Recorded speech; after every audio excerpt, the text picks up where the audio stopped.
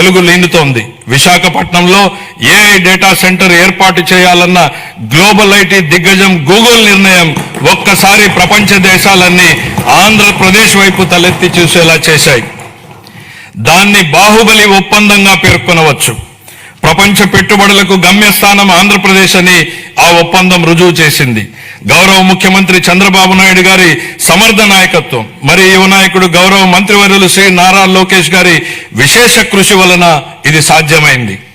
ఇంతేకాదు, రాష్ట్రంలో పెట్టుబడులు వస్తున్నాయి, ప్రభుత్వంపై నమ్మకం పెరిగింది అంటే అది గౌరవ ముఖ్యమంత్రి గారి దార్శనికత పాలన మరియు గౌరవ ఉప ముఖ్యమంత్రి శ్రీ పవన్ కళ్యాణ్ గారి విశ్వసనీయ భాగస్వామ్యం వల్లనే సాధ్యమైంది. ఈ మార్పుకి సారథులు మన రాష్ట్ర ప్రజలేనని మేము బలంగా నమ్ముతున్నాం. 2024 జూన్లో రాష్ట్ర ప్రజలు ఎన్డీఏకి కనీ విని ఎరుగని రీతిలో ఘన విజయం కట్టబెట్టినప్పుడే ఈ మార్పు మొదలైంది. ప్రజలు మాకు వేసిన ప్రతి ఓటు వెనుక వారి ఉద్దేశం బలంగా స్పష్టమైంది. ప్రజలు వారితో పాటు వారి పిల్లలకు సురక్షితమైన బంగారు భవిష్యత్తు కోసమే ఎన్డీఏని అధికారంలోకి తెచ్చారు. గత ప్రభుత్వం పారిశ్రామికవేత్తల్ని, పెట్టుబడిదారుల్ని రాష్ట్రం నుంచి తరిమేసింది.